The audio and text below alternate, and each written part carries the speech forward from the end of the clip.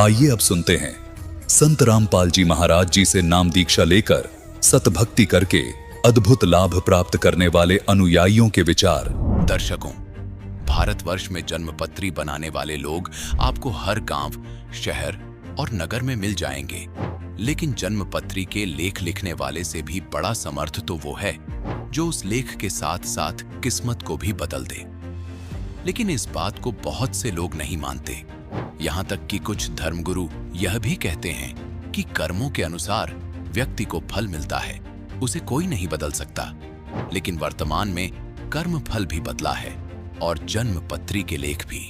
ये अनोखी घटना घटी है मांगे राम जी के साथ, जो कि सहारनपुर उत्तर प्रदेश में रहते हैं। उनकी बच्ची को जन्मपत्री बनाने वाले ने कह दिया था कि ये 8 से 9 साल तक बीमार रहेगी, और इसके बाद फिर डॉक्टर ने भी वही बात कही कि 9 साल तक बच्ची बीमार रहेगी। इसी बीच मांगे राम जी ने तत्वदर्शी संत रामपाल जी महाराज के सत्संग सुनने प्रारंभ किए हुए थे।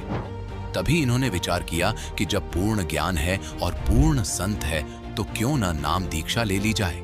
लेकिन आप हैरान हो जाएंगे कि संत रामपाल जी महाराज से नाम दीक्षा लेते ही बेटी की बीमारी ठीक हुई और अन्य लाभ भी मिले। 2017 में इन्हें एक पुत्र की भी प्राप्ति हुई और अद्वितीय चमत्कार हुए। सुनिए मांगे राम जी की भाव विभोर कर देने वाली जीवन कहानी, उनकी अपनी जुबानी। नमस्कार सर। नमस्कार सर। क्या नाम है सर आपका? सर मेरा नाम मांगे रामदास है। कहाँ से आए हैं आप? सर मैं जिला सहारनपुर उत्तर प्रदेश से आया हूँ। सर संत रामपाल जी महाराज से आपने नाम दीक्षा कब ली? सर मैं संत रामपाल जी महाराज से नाम दीक्षा 11 जून 2014 को ली। सर संत रामपाल जी महाराज से नाम दीक्षा लेने से पहले आप कोई भक्ति साधना भी करते होंगे? जी सर। सर मैं जो हिंदू धर्म के अनुसार परंपरागत पूजाएं होती थी, देवी मंदिर पर जाना या और अन्य साधनाएं, और एक गुरु भी बना रखे थे सर, जो जिनका नाम संतोष जी महाराज था, जो नागा बाबा थे हरिद्वार के। उनके द्वारा बताई गई वो महामृत्युंजय पाठ का जाप करवाते थे और यज्ञ करते थे। और वो कहते थे कि जो यज्ञ हम करवा रहे हैं इनसे आपके घर में कोई 7 पीढ़ी तक भी अकाल मृत्यु नहीं हो सकती। तो सर उनके द्वारा बताई गई साधना करने से 2009 में मेरी माता जी का करंट लगने से अकाल मृत्यु हो गई। और मैं इसके बारे में उनसे बात करी कि महाराज जी ये ऐसे ऐसे क्यों हुआ, तो उन्होंने मतलब इधर उधर की बात बताई, लेकिन कोई स्पष्ट जवाब नहीं दिया। तो सर 2009 में संतोष जी महाराज से मतलब मन हट गया मेरा।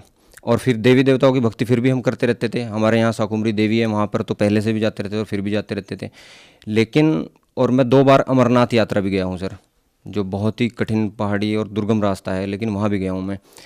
और सर मतलब वहाँ भी जाते जाते मेरा मन फिर भी लगता नहीं था, क्योंकि मैं देखा एक काली मंदिर है देहरादून रोड पे, वहाँ पे जाते हुए एक हमारे यहाँ से एक ट्रॉली जा रही थी, नज़दीकी गांव है, उसमें ट्रॉली पलटने से 9 व्यक्तियों की मृत्यु हो गई। तो मुझे लगता था यार देवी देवताओं पे भी जो जा रहे हैं वहाँ भक्ति कर रहे हैं, फिर भी उनके साथ ऐसा हो रहा, तो यहाँ भगवान नहीं है, क्योंकि अगर भगवान हो तो उनकी रक्षा होनी चाहिए। तो ये जो ऐसी बातें थी मुझे विचलित करती थी।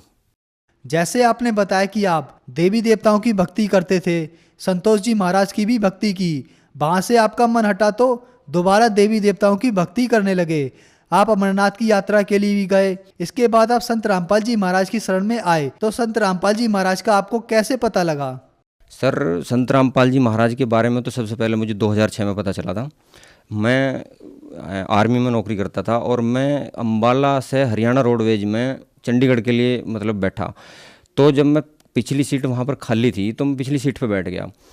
तो मेरे पास ही कुछ दूरी बस चलने के बाद एक कंडक्टर और एक आदमी और आकर के बैठे। 28 जुलाई की बात है 2006 की है।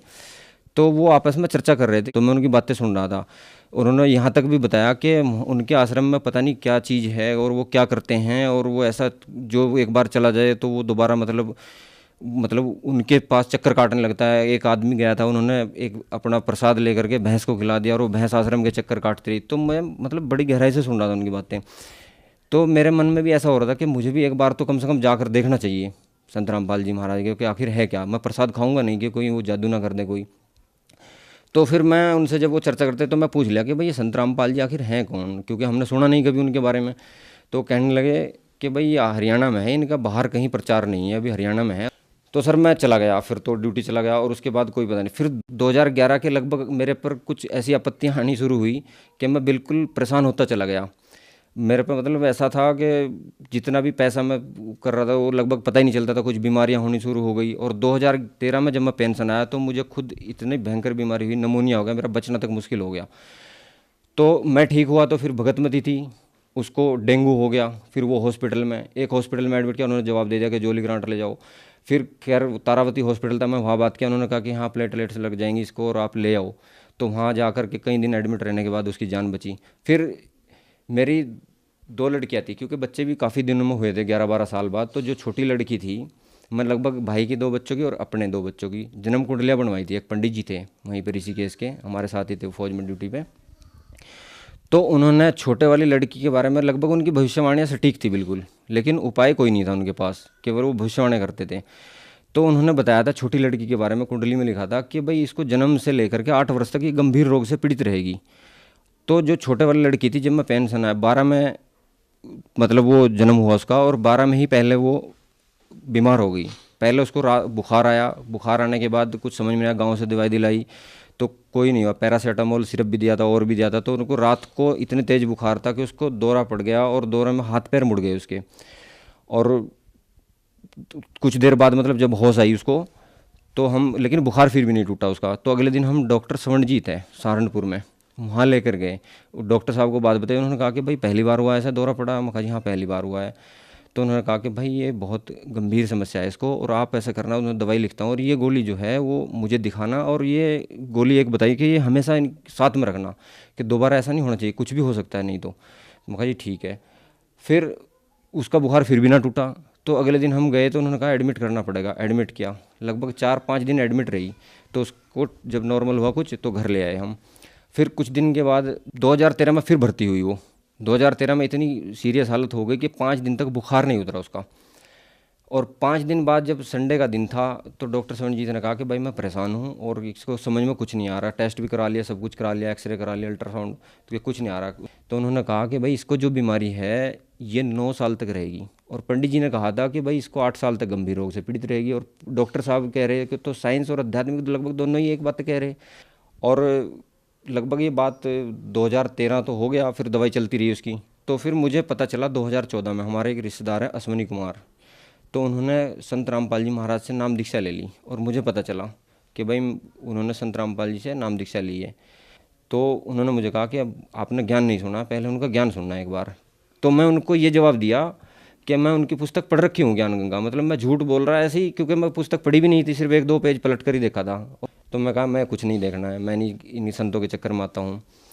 तो बात हो गई। फिर मैं जब उनकी दुकान पर आया तो वो 4 भगत थे, लगभग आपस में ही दुकान में रहते थे वो। उन्होंने चारों ने लगभग 1-1.5 महीना पहले ही नाम लिया था। तो मेरे पास आए, उन्होंने कहा कि भाई साहब आप संत रामपाल जी महाराज का ज्ञान सुनो। तो मैं कहा मैं इनके चक्कर में नहीं आता, मुझे नहीं बताना है।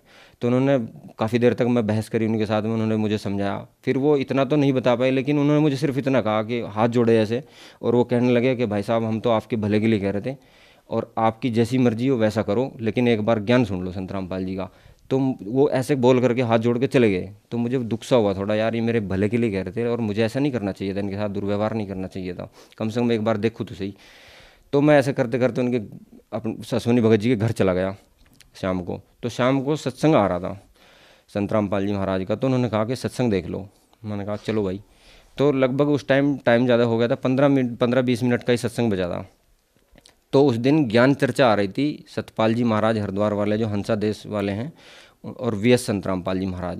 तो सतपाल जी महाराज से वो चर्चा सिर्फ 15 मिनट की मुझे सुनने को मिली। सतपाल जी महाराज से पूछा मीडिया वालों ने कि महाराज जी परमात्मा साकार है निराकार?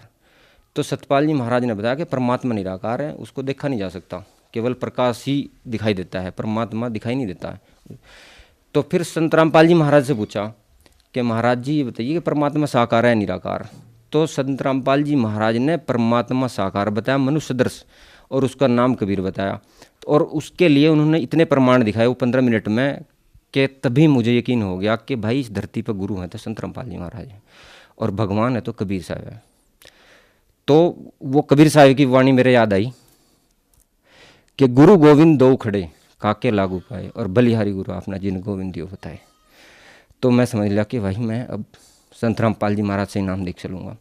फिर भी मैं वहाँ उनको नहीं बताया, क्योंकि मेरे अंदर एक अहंकार सा था कि इन्होंने मुझे बताया, तो मैं ऐसा समझ रहा कि नहीं अभी नहीं कहूँगा मैं इनको, मुझे नाम लेना है।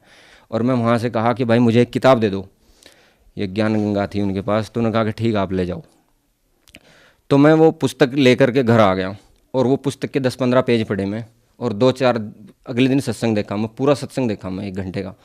और वो सत्संग देखने के बाद मैं फ़ोन किया कि भाई मैं नाम दीक्षा लेना चाहता हूँ। उन्होंने कहा कि भाई पहले ज्ञान समझ लो, कि नहीं मैं ज्ञान समझ लिया और मैं नाम दीक्षा लेना चाहता हूँ, मैं मतलब रुकूंगा नहीं। तो उन्होंने कहा कि ठीक है, हम कबीर प्रगट दिवस पर 11 जून को सत्संग में जाएंगे और तब आप हमारे साथ चलना। तो मैं कहा ठीक है। तो जब ये बात मेरी भगतमती को पता चली कि ये नाम दीक्षा लेंगे, तो उसने क्या अपने घर फ़ोन किया और मेरे ससुराल में बताया कि इनको रोक दो, अभी नाम ना लें और ये सब 1 साल बाद ले लेंगे। तो उनका फ़ोन आया कि आप 1 साल बाद चले जाना, नाम लेना ही है तो, लेकिन अभी मत करो, ये जो मन्नतें मांग रखी ये सब पूरा कर लो पहले। मैं कहा नहीं मैं नहीं लूँगा, इसको जो करना है ये कर ले, मैं इसको नहीं बोलता, ये भी ज्ञान समझ ले अगर समझना है तो, लेकिन मैं नहीं रुकूँगा अभी बिल्कुल भी, मैं नाम लूँगा। तो मैं कहा कि भाई तू भी देखा कर सत्संग। तो उन्होंने 4-5 दिन सत्संग देखा, कहने लगी मैं भी चलूँगी। मैं कहा बहुत अच्छा है। तो फिर हम 11 जून 2014 में नाम लेने के लिए आश्रम गए। तो सर संत रामपाल जी महाराज से आपने 2014 में नाम दीक्षा ली, उससे पहले आप दुखों से घिरे हुए थे। संत रामपाल जी महाराज की शरण में आने के बाद क्या आपको कोई लाभ भी प्राप्त हुए? सर जैसा मैं बताया कि मैं बीमार था, भगतमती बीमार रही, और लड़की को तो पंडित जी ने भी जन्म कुंडली में लिखा हुआ था कि ये 8 वर्ष तक गंभीर रोग से पीड़ित रहेगी, और डॉक्टर साहब ने कह दिया कि ये 9 वर्ष तक बीमार रहेगी, इसको ऐसी बीमारी है और इसको खाने पीने का बिल्कुल विशेष ध्यान रखना और दवाई हमेशा साथ रखना। तो सर मैं ये ज्ञान समझ करके गया था संत रामपाल जी महाराज के पास। मुझे बिल्कुल भी ये नहीं था कि मुझे कोई लाभ होगा या नहीं होगा, ये तो बाद की बात है, लेकिन मैं बिल्कुल ज्ञान समझ कर गया था कि इस धरती पर गुरु हैं तो संत रामपाल जी महाराज, क्योंकि आज तक तो कोई भगवान का ही निर्णय नहीं करके बताया कि कौन है भगवान। सब कहते हैं निराकार है, भगवान को देखा नहीं जा सकता, और संत रामपाल जी महाराज ने सैकड़ों प्रमाण दिखाए हैं कि परमात्मा साकार है, मनुष्य सदृश है, उसका नाम कबीर है। तो मैं भगवान कबीर है और गुरु संत रामपाल जी महाराज, ये समझ कर गया था। मुझे नहीं पता था कि मुझे लाभ होगा भी या नहीं भी होगा। तो जब मैं आश्रम गया, मुझे भगत जी ने भी कहा, सोनी भगत जी ने, कि भगत जी पहले आप सत्संग सुनना, उसके बाद नाम ले लेना। मैंने कहा जाते ही अंदर कि भाई मैं पहले नाम लूँगा, उसके बाद ही मैं जो भी सत्संग सुनना जो भी करूँगा, क्योंकि मैं सुन लिया। तो मैं नाम लिया सर। और उस दिन वो हमारी छोटी बच्ची जो थी, जो बीमार रहती थी, वो निप्पल से दूध पीती थी। तो सर उसका निप्पल अब कैसे भी वो घर पर छूट गया। तो जब हम वहाँ गए तो हमने वहाँ आश्रम में सब कुछ मिलता था, भंडारा भी, दूध भी। तो दूध में गिलास में लेकर आया, उसको दूध पिलाने के लिए गिलास में, लेकिन उसने पिया नहीं, वो रोती रही, भूखी रोती रही। भंडारे में लेकर भंडारा नहीं किया, कुछ नहीं खाया, रोती रही।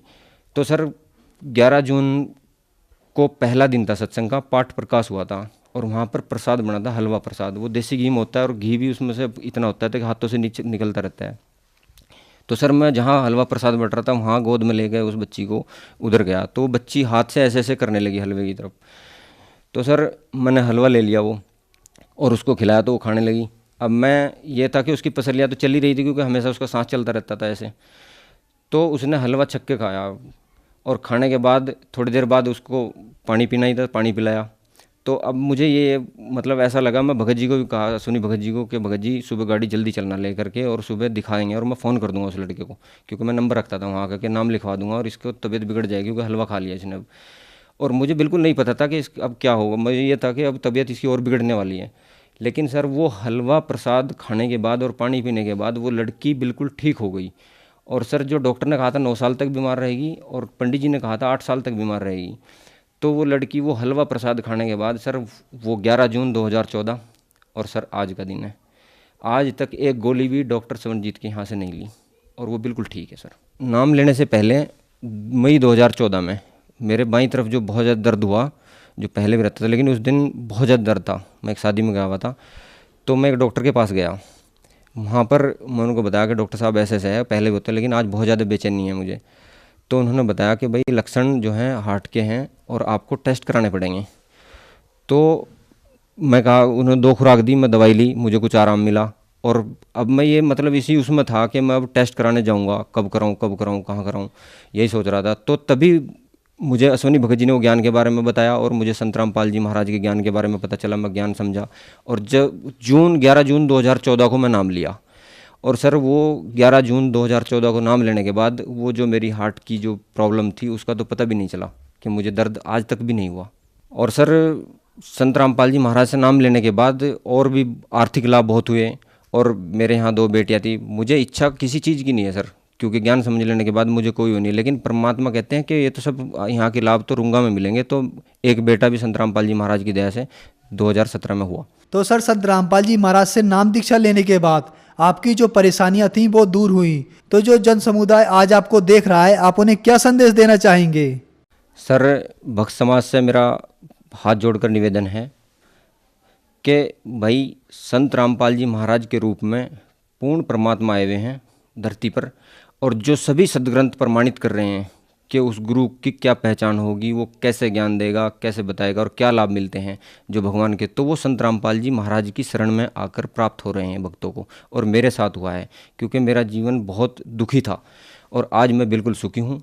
और परमात्मा की दया से, संत रामपाल जी महाराज की दया से बिल्कुल सुखी जीवन जी रहा हूँ। तो मेरी सभी भक्त समाज से प्रार्थना है कि पहले तो संत रामपाल जी महाराज का ज्ञान समझें, उनका ज्ञान देखें, और फिर संत रामपाल जी महाराज से नाम दीक्षा लेकर अपना कल्याण करवाएं। सर, संत रामपाल जी महाराज से नाम दीक्षा कैसे ले सकते हैं? सर, संत रामपाल जी महाराज से जो आप सत्संग, भक्त समाज सत्संग देख रहा है, नीचे चैनल पर एक पट्टी चल रही है, उसमें फ़ोन नंबर दिए हैं। और आज संत रामपाल जी महाराज की दया से पूरे विश्व में उनके ज्ञान का, संत रामपाल जी महाराज ज्ञान का प्रचार हो रहा है, और भक्त भी आसपास मिल जाते हैं। उन नंबरों पर फ़ोन करें, या और अन्य कोई आसपास जो भक्त मिल जाए उनसे पता करके, और जगह जगह संत रामपाल जी महाराज के नामदान सेंटर खुले हुए हैं, और वहाँ जा कर के नाम दीक्षा ले सकते हैं। सर, आपने बीच में एक कहावत की बात की कि हरियाणा में ऐसी कहावत थी कि भैंस को संत रामपाल जी महाराज का हलवे का प्रसाद खिलाया गया और वो भैंस अपने घर से खूंटा तोड़कर आश्रम में चली गई। तो उस कहावत के पीछे क्या सच्चाई है? सर, जो ये कहते हैं ना कि भैंस प्रसाद खाकर आश्रम के चक्कर काटती रही, बिल्कुल बकवास करते हैं लोग, झूठ बोलते हैं, भ्रमित करते हैं लोगों को। और संत रामपाल जी महाराज के हलवा प्रसाद में वो शक्ति है सर, कि मेरी बच्ची, जो पंडित जी ने कहा था कि 8 वर्ष तक गंभीर रोग से पीड़ित रहेगी, और डॉक्टर साहब कहते थे कि 9 साल तक बीमार रहेगी और इसका परहेज रखना है, तो वो हलवा प्रसाद मात्र खाने से और नाम दीक्षा संत रामपाल जी महाराज से लेने से, नाम दीक्षा तो सर मैं ली थी, मेरी भगतमती ने ली थी, लेकिन वो बच्ची तो बहुत छोटी थी, लेकिन वो हलवा प्रसाद खाने से संत रामपाल जी महाराज की कृपा से सर वो बच्ची बिल्कुल स्वस्थ हो गई। और उसके बाद डॉक्टर स्वर्णजीत के यहाँ से एक गोली तक भी लेने की जरूरत नहीं पड़ी, और आज बिल्कुल स्वस्थ है। अभी तो वो 8 वर्ष की भी नहीं हुई है, अभी तो छोटी है, लेकिन बिल्कुल स्वस्थ है सर। धन्यवाद सर। सत साहिब।